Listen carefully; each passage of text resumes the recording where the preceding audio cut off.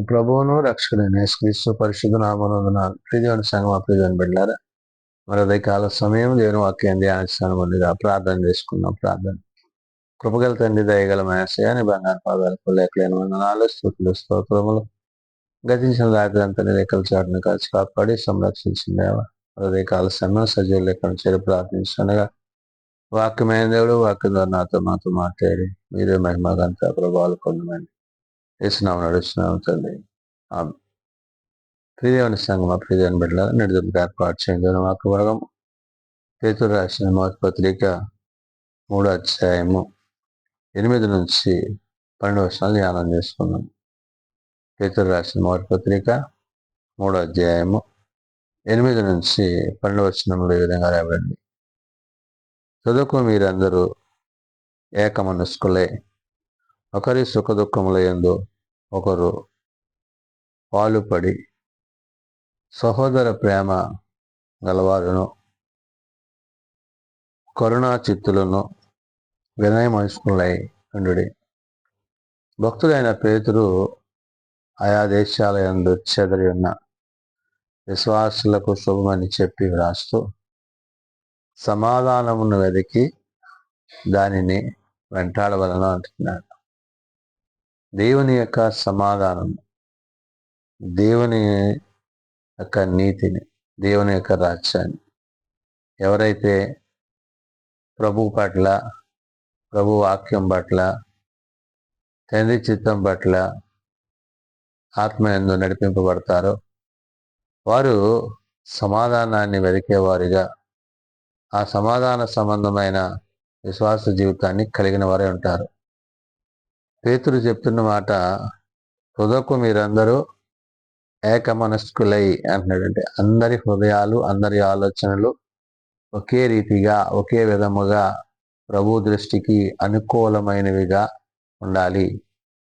ఒకరి హృదయంలో సంతోషం, ఒకరి హృదయంలో దుఃఖం, ఒకరి హృదయంలో ప్రేమ, ఒకరి హృదయంలో కక్షలు, ఈ విధంగా కాకుండా ఏక ఆత్మ కలిగి, ఏక హృదయం కలిగి ఆయన సన్నిధిలో జీవించవలసి ఉందనే విషయాన్ని చెప్తూ, హృదయకు మీరందరూ ఏక మనస్కులై ఒకరి సుఖ దుఃఖముల యందు ఒకరు పాలుపడి అన్నాడు. ఒకరి సుఖ దుఃఖాలు, సంతోషంలో, ఆనందంలో, వేదనలో, ఎలాంటి పరిస్థితులైనా కూడా వాటి యందు మీరేమైనా ఒకరు పాలుపడి సహోదర ప్రేమ గలవారు అంటే నిన్ను వలె నీ పొరుగువారిని ప్రేమించమని వాక్యం సెలవిచ్చినట్లుగా సహోదర ప్రేమ కలిగిన వారే కరుణా చిత్తులు అంటే కరుణింపబడి రక్షింపబడిన క్రీస్తు ద్వారా ఆ రక్షణ కొనసాగిస్తున్న విషయాన్ని గుర్తు చేస్తూ వినయ మనస్కులు అంటే కోపమునకు, క్రోధమునకు చోటియక, అల్లరికి చోటియక దేవుని యందు వినయ విధేయతలు కలిగిన వారిగా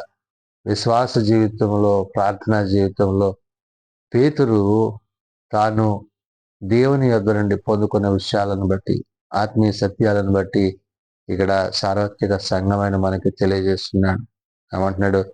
ఆశీర్వాదమునకు వారసులకు మీరు పిలువబడితిరి గనుక కీడుకు ప్రతి కీడైనను, దోషణకు ప్రతి దోషణను చేయక దీవించుడి. అంటే ఆశీర్వాదాలకి, దీవెనలకి ఎందుకు దేవుడు వాళ్ళు పిలుచుకున్నాడు? అబ్రహామును పిలిచాడు, ఆశీర్వదించాడు, దీవించాడు, విశ్వాసులకు తండ్రిగా చేశాడు. అటు రీతిగా నేడు నిన్ను నన్ను కూడా దేవుడు పిలుస్తున్నాడు. ఆ పిలుపునకు మనం ఏం చేయాలా? కృతజ్ఞత కలిగి ఉండాలా. ఆ విధానాన్ని ఇక్కడ పేతురు చెప్పాడు. ఆశీర్వాదమునకు వారసులవుటకు మీరు పిలువబడుతుంది. వారసులు అంటే దేవుని బిడ్డలుగా, దేవుని కుటుంబముగా, దేవుని జనాంగంగా మనం చేయబడతాము అనే విషయాన్ని చెప్తున్నాడు. కనుక కీడుకు ప్రతి కీడైనను, దోషణకు ప్రతి దోషణను చేయక దీవించండి. కీడు చెయ్యొద్దు, దోషణ అంటే ఇహ సంబంధమైన, పాప సంబంధమైన వాటి మీద మనస్కరించక వాక్యము చేత, ఆత్మ చేత నడిపింపబడాలి. ఏ వాక్యం అయితే మన మధ్య శరీరధారిగా క్రీస్తు యేసు ద్వారా మన మధ్య నివసించిందో ఆ వాక్యమును బట్టి మనము బ్రతకాలి, జీవించాలి. కాబట్టి కీడుకు ప్రతి కీడు చేయొద్దు, దోషణకు ప్రతి దోషణ చేయొద్దు. నిన్ను వల్ల నీ పొరుగు వాళ్ళని ప్రేమించమని ఏదైతే భక్తులైన పేతురు ఇక్కడ గుర్తు చేస్తున్నాడో ఇవన్నీ కూడా మనల్ని విశ్వాసంలోనికి నడిపించేవిగాను, సమాధానాన్ని వెతికి దాన్ని వెంటాడే విషయాన్ని చెప్తున్నాడు. జీవమును ప్రేమించి మంచి దినములు చూడగోరువాడు చెడ్డదాన్ని పలుకోకుండానట్లు తన నాలుకను, కపటపు మాటలు చెప్పకుండా తన పెదవులను కాచుకునేవాళ్ళని. ఇప్పుడు మన శరీరములో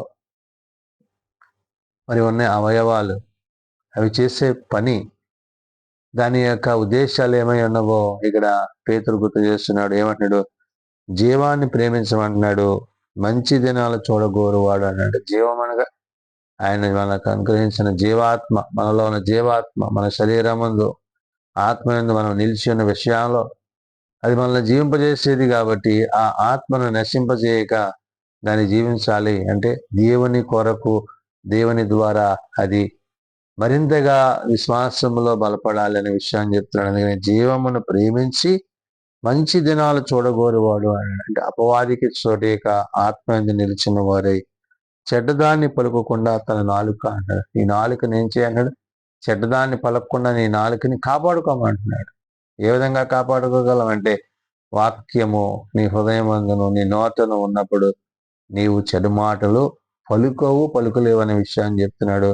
కపటపు మాటలు చెప్పకుండా తన పెదవులను కాచుకొను వలన. కపటపు మాటలు, లేనివాని మాటలన్నీ మాట్లాడుతూ మరి ఆ విధంగా కల్పిస్తూ మరి ఈ లోకం వైపు, పాపం వైపు మనుషులను మరి త్రిప్పేవారిగా మనం ఉండకూడదు. ఎందుకంటే దేవుడు తన చిత్తాన్ని, తన ఉద్దేశాన్ని మన పట్ల నెరవేర్చారు. కాబట్టి కపటపు మాటలు చెప్పకుండా తన పెదవులను కాచుకోవాలంటున్నాడు.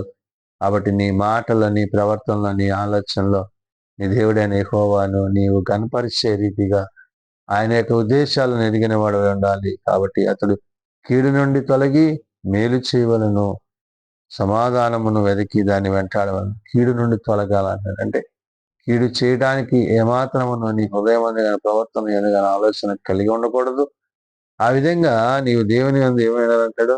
అతడు కీడు నుండి తొలగి మేలు చేయవలను అన్నాడు. మేలు చేయడం అంటే దేవుని యందు నమ్మిక కలిగి, విశ్వాసము కలిగి, దేవునితో సహవాసము కలిగి, ప్రార్థన విజ్ఞాపనలు చేయొచ్చు ఆయన సన్నిధిలో నిత్యము స్తుతించే స్థితిని నీవు కలిగి ఉండాలి.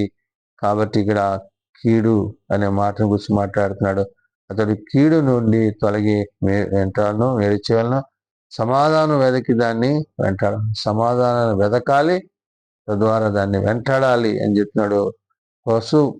ఎప్పుడైతే నీవు దేవుని యొక్క మాట వింటావో, దేవుని యొక్క ఉద్దేశం వింటావో, నీలో ఉన్న ప్రతి విధమైన పాపపు తలంపులు, నీలో ఉన్న ప్రతి విధమైన తలంపులన్నీ అవి ఏ సంబంధమైనవి కూడా దూరపరచబడి నీవు ఆత్మ సంబంధముగా దేవుని చేత కట్టబడతావు. కాబట్టి ఇక్కడ ప్రభువు కనులు నీతిమంతుల మీదను, ఆయన చెవులు వారి ప్రార్థనల వైపున ఉన్నవి కానీ ప్రభు ముఖము కేడిచే వారికి విరోధముగా ఉన్నదంటాడు. కాబట్టి మనం ఆయనకు ఆయాసమును, దుఃఖాన్ని కలిగించకుండా మన పనుల ద్వారా, మన ఆలోచనల ద్వారా దేవునికి మహిమ కలిగినట్లుగా మనం జీవించాలి.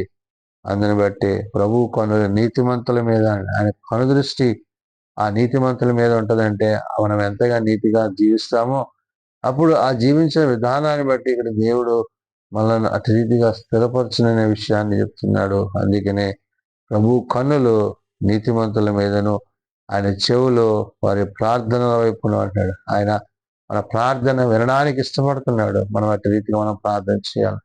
వినగల చెవి, చూడగల కన్ను, ఇవన్నీ కూడా దేవుడు మనకు అనుగ్రహించాడు. కాబట్టి అవి ఆయన కొరకు, ఆయన యందు సమస్త విషయాల్లో మనము కృతజ్ఞతలమై ఉండాలి అనే విషయాన్ని చెప్తున్నాడు. కాబట్టి ఆయన చెవులు అంటే ప్రార్థన వైపు ఉన్నవి కానీ ప్రభువు ముఖము కీడు చేయ వారికి విరోధముగా ఉన్నది. ప్రభువు ముఖము అంటే మనం కీడు చేయక మేలు చేసేవారిగా ఉండాలి. ఆయన ముఖ దర్శనాన్ని పొందాలి. ఆయనతో ముఖాముఖిగా మనము సంభాషణ కలిగి జీవించగలిగిన స్థితి మనం కలిగి ఉండాలంటే ఆ నిత్యరాజ్యమందు, ఆ నిత్యత్వంలో ప్రభుత్వ పరిశుద్ధాత్మతో మనము సదాకాలము జీవించాలని పేతురు భక్తులు గుర్తు చేస్తున్నాడు. కాబట్టి ఏది చేసినా సమాధానమును వెదికేదిగా, వెంటాడవేదిగా, దాన్ని కలిగి ఉండేదనే విషయాన్ని ఆనాడు పేతురు మరి చెదరిపోయిన మరి ఆయా దేశాల్లో చెదరిపోయిన విశ్వాసులకు శుభమని చెప్తూ నేడు సార్వత్రిక సంఘంగా పిలువబడుతున్న మనకు ఆయన తన ప్రేమ కలిగిన మాటలను తెలియజేసినాడు. కాబట్టి మనము క్రీస్తు యేసునందు క్రీస్తు ప్రభు యొక్క మాటల చేత ఒకరిని ఒకరు ప్రేమిస్తూ ఆదరిస్తూ ధైర్యపరుస్తూ అపవాదికి చోటు ఇక ఆత్మయందు నిలిచిన వారమే జీవించే వారమే ఉండాలని పరిశుధాత్మ దేవుడు భక్తుని పేరు ద్వారా తెలియజేసిన మాటను ప్రార్థన చేసుకుంది. మమ్మల్ని మిక్కిలిగా ప్రేమించిన మా తండ్రి, కృప కలిగిన దేవ, నిజమైన ఆయన మేమేమైనామో కేవలం నీవు కృపన్నాం కాబట్టి నాయన అట్టి కృప చదువు మమ్మల్ని కాపాడి సంరక్షించండి, బలహీనలను బలపరచండి, రోగులను స్వస్థపరచండి. ప్రభావ ప్రత్యేకించి ప్రార్థనా కుటుంబాలను జ్ఞాపకం చేసుకోమని వచ్చిన, ఎందుకంటే నాయన అనేకులు ఆర్థికంగా ఇబ్బందులు పడుతున్నారు, అనేక కుటుంబాలు వేదనలో ఉన్నాయి. అటు కుటుంబాలను దర్శించి జీవించి నింపండి. ప్రత్యేకించి నాయన మానవులకు ప్రార్థిస్తున్న ఈ కుటుంబాలను బట్టి బంధువులను రక్షణ జ్ఞాపకం చేసుకోండి. ప్రతి ఒక్కరిని మీరు ఎక్కల చోటను బలపరిచి భద్రపరచమని వచ్చినాం. అటు రీతిగా ప్రభావ మీ సంఘంలో ఉదయకాల సమయం మా ప్రార్థనలు మీరు అంగీకరింపజేసుకోండి. మేలైన వాటిని బిడ్డలకు సహాయం చేయాలని నీ కృప చేపించుకున్నాడు వచ్చినాం. జీవములుగా నీ మాటలు చేత జీవింపు చేసి కృపను కాపాడి సంరక్షించమని.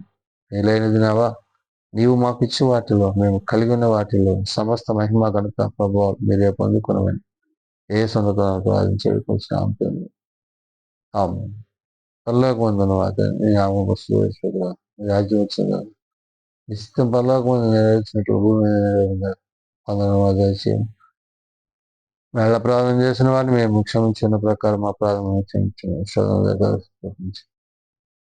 రాజ్యము శక్తి మహిమ అనేది నాకుంది. తండ్రి కుమార పరిశుద్ధాత్మ తోడండి సంరక్షించిన దాకా ఆమేన్.